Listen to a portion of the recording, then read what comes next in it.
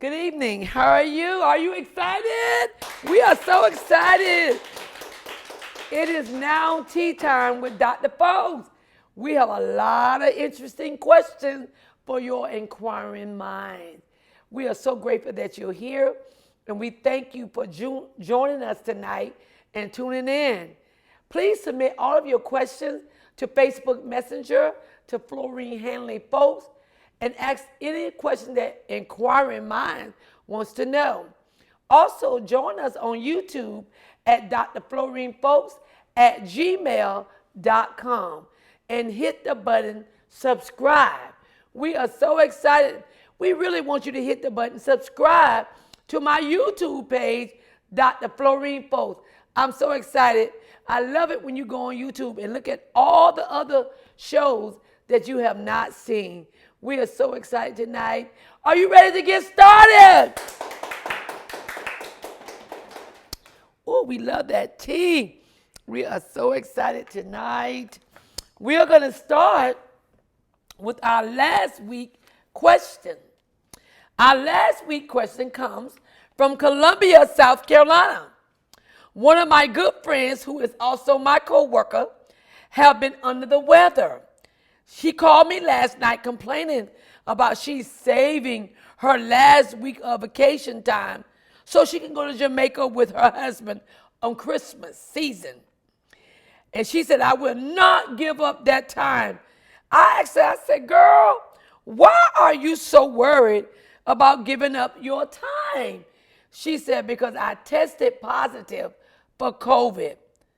But her symptoms was just a loss of smell, loss of taste, and a little slight headache. But she tested positive for COVID. My question is, should I blow the whistle on my good friend and report her? Because she says she's going to work anyway. What do I do? Because a decision has to be made quickly. My answer to you, good friend, is convince her first to stay home. I know she don't want to give up that only week she has for her Christmas vacation in Jamaica. I know that. But however, you got lots of people's lives at stake. Just because she's only exhibiting loss of taste, smell, and a little slight headache, don't mean the other co-workers will just have those symptoms. They might have serious respiratory complications. They might have serious other complications that would cost them their life. 1 week in Jamaica is not worth no one's life. So my answer to you is try to convince her to stay away from her co-workers and tell her, if not, I'm going to have to inform your co-worker of her condition, because you know about it now. And if somebody died, their blood will be on your hand. That is my best advice. Is that all right, audience?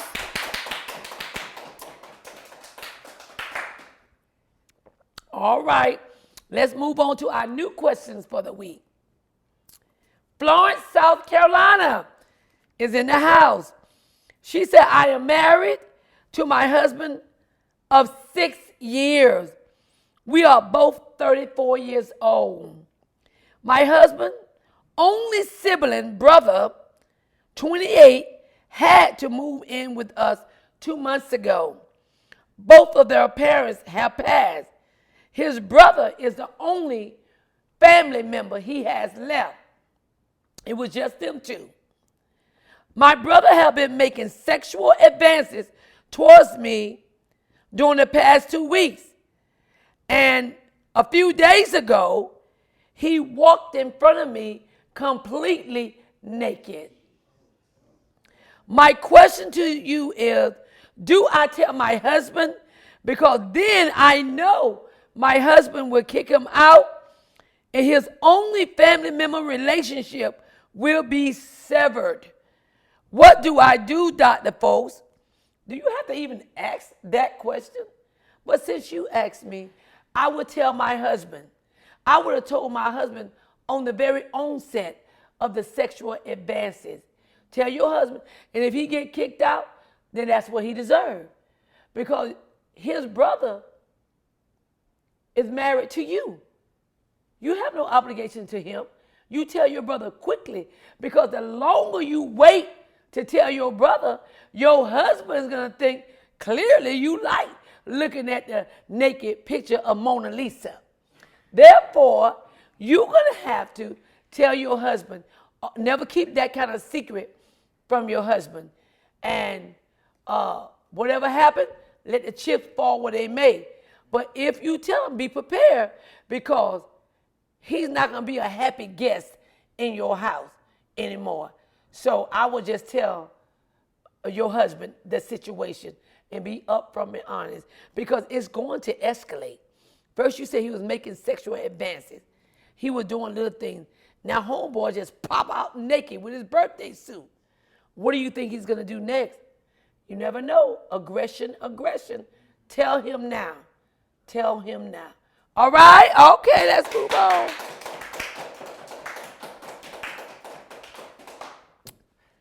Let's move on to St. George, South Carolina.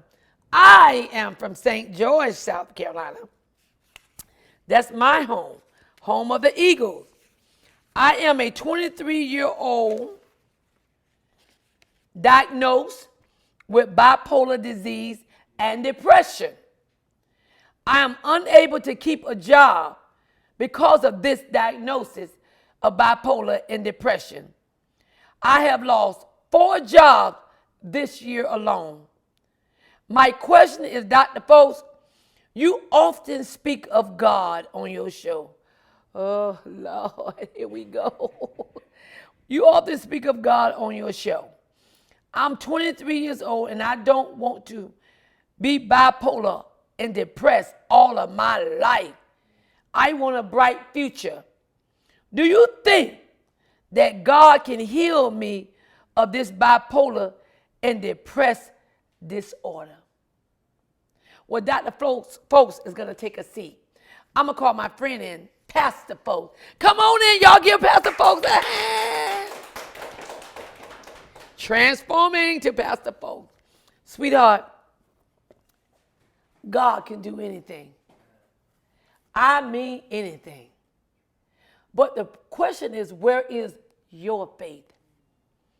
Bipolar and depression is real.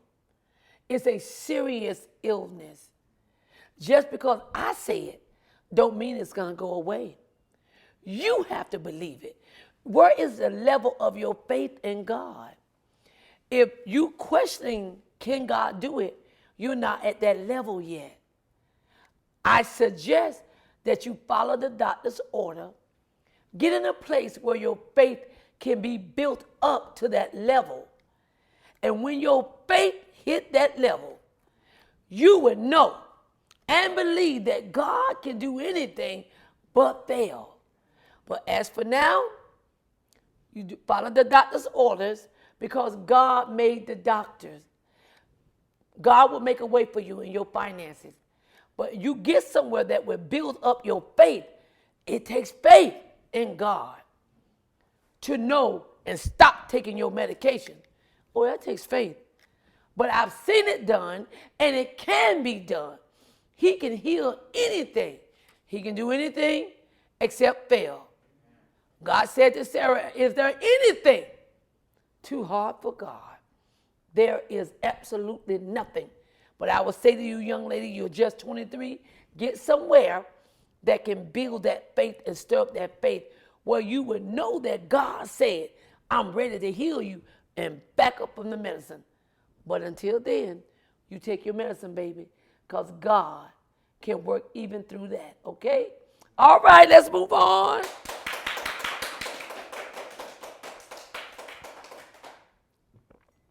Young lady, I believe that God is going to heal you. I feel your miracles on the way, but you get in a place, because the fact that you're asking that means that there is a level of faith. Can God do it? He can do it, and he will do it. You just believe, okay, and get in a place to build your faith in God, okay? All right, now next question is coming Pastor Post, you can leave now. Okay, I was just trying to ask questions. Bye-bye. Okay, so she tried to be slick. Okay. All right. Columbia, South Carolina. I am a 51-year-old first lady, and I love being the first lady. But my husband, the pastor, don't treat me like a first lady. He will not share nothing with me concerning church leaders, church finances, or church problem. He just treat me just like a regular member. But I'm the first lady. My question, Dr. Fulks, I'm thinking my husband don't love me or even want me to be the first lady. Do you think the same? Do you think it has something to do with his love for me? Signed, proud first lady.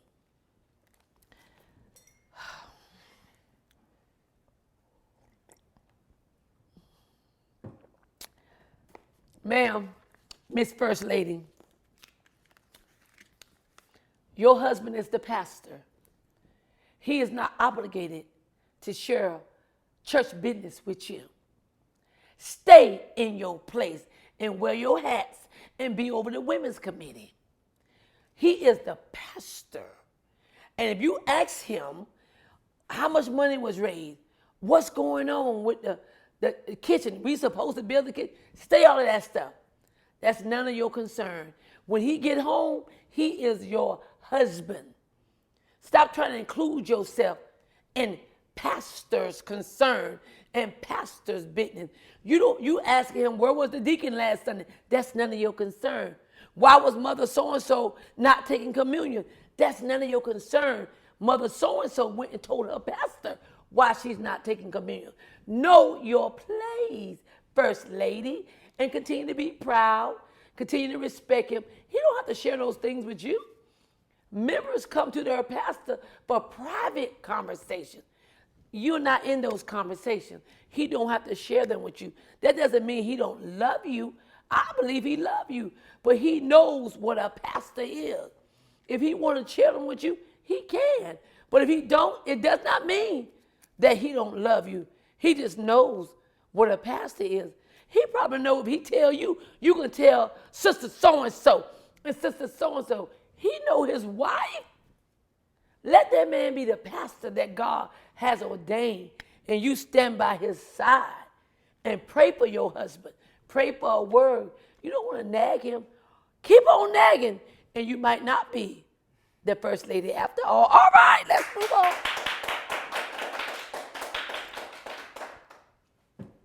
Next question comes from Baltimore, Maryland. My husband and I decided to go our separate ways. We have been married for 31 years. Well, Dr. Fulks, I saw it coming 10 years ago.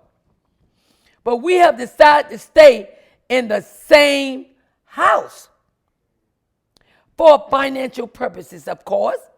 I'm comfortable with that decision.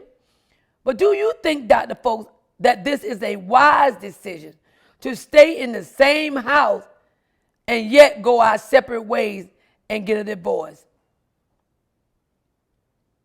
I'm going to answer that next week. Y'all not clapping? Y'all want me to answer? They don't want me to answer it. They want me to answer it today, but I'm not going to answer it today. I really want to talk to that woman. I have a lot to say to her. I find that a lot of people have those situations lately. I'm going to talk to you next week, Miss Baltimore. I'm going to talk to you next week. I want to thank you all for joining me for tea time. We are drinking out of the cup of strong women. My mother was a strong woman. We pay heritage to all the women of our past and all the strong women of our future. We thank you for tuning in, and we will see you next Wednesday. And I will talk to you, Miss Baltimore. All right?